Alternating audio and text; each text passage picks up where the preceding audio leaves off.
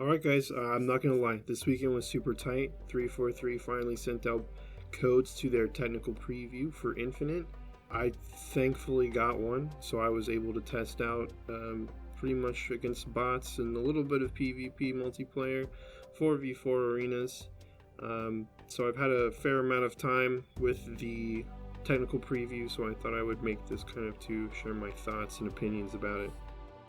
All right. It's Saturday night. I have no date, a 2-liter bottle of Shasta, and my all-rush mixtape. Let's rock. Before I talk about the good things of the technical preview, I think I need to start talking about the bad things. Now, this is a technical preview, so of course, I'm sure all of this will be addressed. The build that we got was already 2 months behind the current build, so I'm sure that a lot of this has already been addressed. That's why I'm not really going to nitpick the small minor problems. Now, there were a fair amount of bugs. None of them affected my enjoyment of gameplay in any kind of way. I actually thought some of them were kind of funny.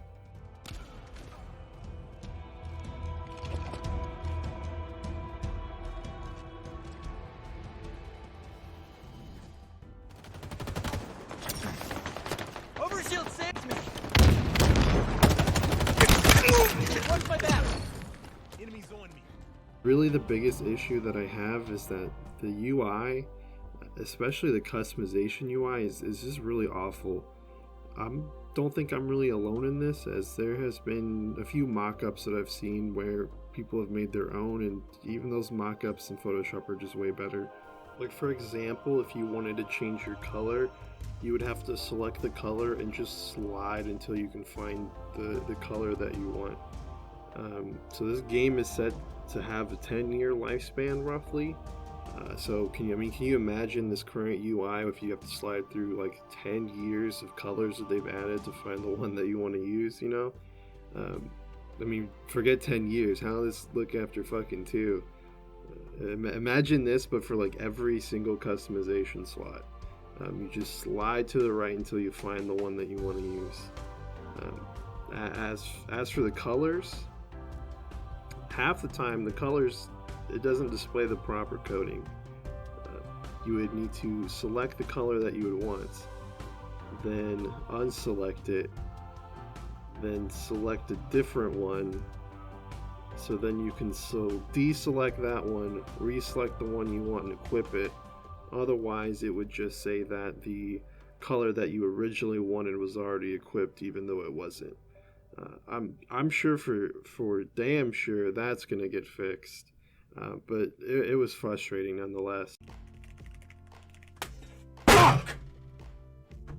I feel like that's not even the worst of it. I mean, you have the weapons, which have, it has this cool little menu thing, but as a user interface, it's just, I think it's worse because not only, at least then you only you selected one color for your whole armor, but with this one, the technical preview had 8 weapons, so you just have to slide until you found the proper weapon. You have to slide to the right until you found the proper weapon, and then you'd have to do the same for the colors.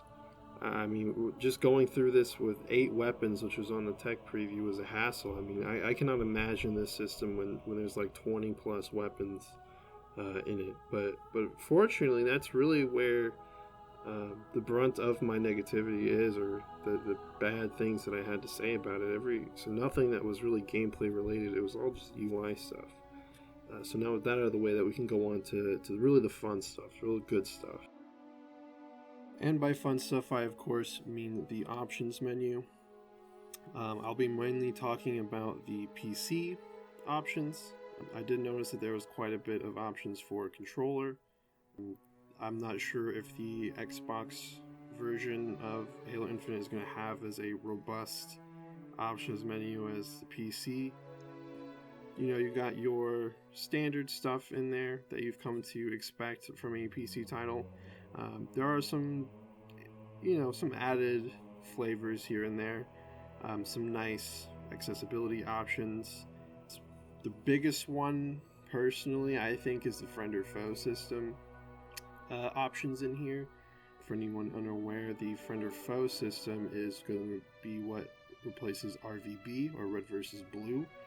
Instead, you will be able to select what color is outlined for your opponent. This will also change how the radar is affected, what their team color is completely. So at the start screen, when it shows their team, it'll show it in that color that you choose. Not only can you choose your enemy's color, but you can also choose your allies and also the people in your party. So you can easily differentiate your friends from just randos, which I think is super cool. Another really cool thing is the weapon offsets. You can kind of mess around with where exactly the weapon is located on your screen, and you can even have different settings for sort of different styles of weapons, such as like the giant weapon like the skewer or the rocket launcher, and have a completely separate setting for, say, the assault rifle or plasma pistol. So overall, good stuff. So now that the boring stuff is out of the way, we can finally get to the good stuff, the grade A stuff.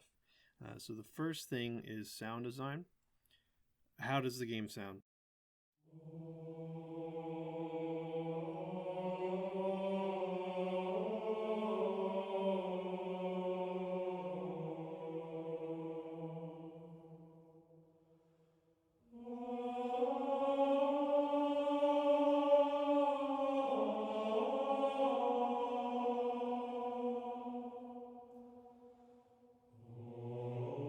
Okay, it's a Halo game. The music was gonna be fucking baller. But what about the weapons? How does the weapon sound? Killing spree. Over there. Grand slam. Double kill. Gosh, that's an intimidating weapon. No scope. Off the rack. No scope. Double kill. No scope. Triple kill.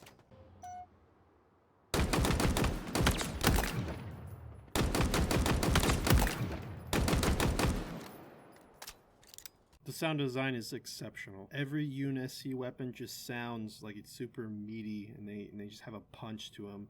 I'm not talking just Glass Joe punch. I'm talking Mike Tyson in his prime punch. It really just felt like every time I picked up a weapon, I fired it, and I was like, yeah, that's how this would sound. That's kind of a weird thing to say, but you would be surprised. And really, it's not a Halo game without Jeff Sticer returning once again as the multiplayer announcer. Take your damage.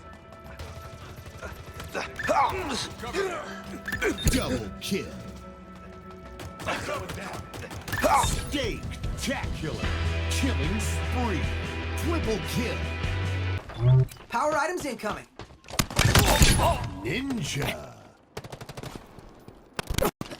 Nearing victory. Did some damage. Combat evolved. As always, he does a fucking incredible job and really brings the multiplayer to life. I can see 343 really getting creative with this. I already know one that would make sense for them to add that I would really want, and another one that I do want that really wouldn't make any sense. So I'm really looking forward to what else they could do with it. Killing spree. I couldn't have done it without you. That is literally true. Overshield available. I can see 343 really getting creative with this. I already know one that would make sense for them to add that I would really want, and another one that I do want that really wouldn't make any sense. So I'm really looking forward to what else they could do with it. So the game sounds good, but does it play good? Infinite feels like a true successor to Halo 3 and Reach, while also not ignoring the changes that were made in 4 and 5. It definitely has that gunplay of Halo 4, more so of Halo 5, but it does have that heavy sandbox focus of the original trilogy. It truly feels more of a love letter to the franchise rather than just a continuation of one single play style. Infinite does remove much of the player power given to players within enhanced mobility by Halo 5, and it does so by reducing the speed boost of Sprint tremendously. It also completely removes the thrusters as a baseline ability. There is a setting in the option menu that does have a button for it, so I assume it is a pickup, however that was not in the tech preview.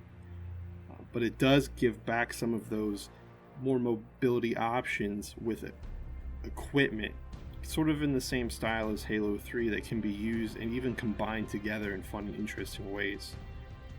For example, say I have the threat detector, I could attach it to the sniper's nest so that way if someone goes up there, I'll be ready. Or I can attach it to a teammate so he can move around and scout for the entire team. Okay, but what if that guy had a grappling hook? We've now just made a makeshift UAV. It's options like this where the game really shines. We only have a small look at the tools that we would have come launch, and already there's so many cool and interesting things that we can do with just a handful of tools that we've been given access to. I could talk all day about the grappling hook, but I feel like everyone has said what needs to be said. It's just fucking fun.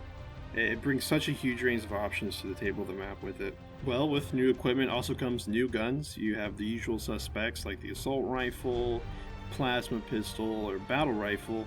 We also have some new ones and even some ones that are returning but have had major overhauls. One of the overhauls is the Heat Wave, which is one of my favorite changes that they have ever done in the history of Halo. Originally, the Heat Wave was the Scatter Shot, which is pretty much just a worse shotgun. It has its shots bounce. So instead, they took the Scatter Shot and just kind of toned down the shotgun aspect of it, but increased the bounce aspect of it. And it's just completely changed the gun. It even has an alt firing mode, which I love, and any fan of Dead Space should love it as well. One of the new kids on the block is the Skewer, which it's sort of like a anti-vehicle sniper rifle. It kind of reminds me a lot of the Spartan Laser, but it's much more difficult to hit shots with. It also trades off whereas the Spartan Laser you have the long charge up time, the Skewer has a longer reload time. And I'm sure everyone has brought this up, but I do really hope that by launch the Skewer impales people to the wall, because that would just be the coolest fucking thing ever. Another new weapon is the Ravager. It shoots 3 projectiles in an arc, sort of like the Wraith. And it does like an AoE splash damage, but it also has a charge ability where after it's charged and released, instead spreads fire through an AoE for area denial, which I think is super fucking sick. Along with these new weapons and toys, we also got 3 new maps. First we got access to was Live Fire. It was a pretty standard map. It reminds me a lot aesthetically of like the Pit from Halo 3, because it's sort of like the training grounds and you have the brute dummies and it's the whole vibe.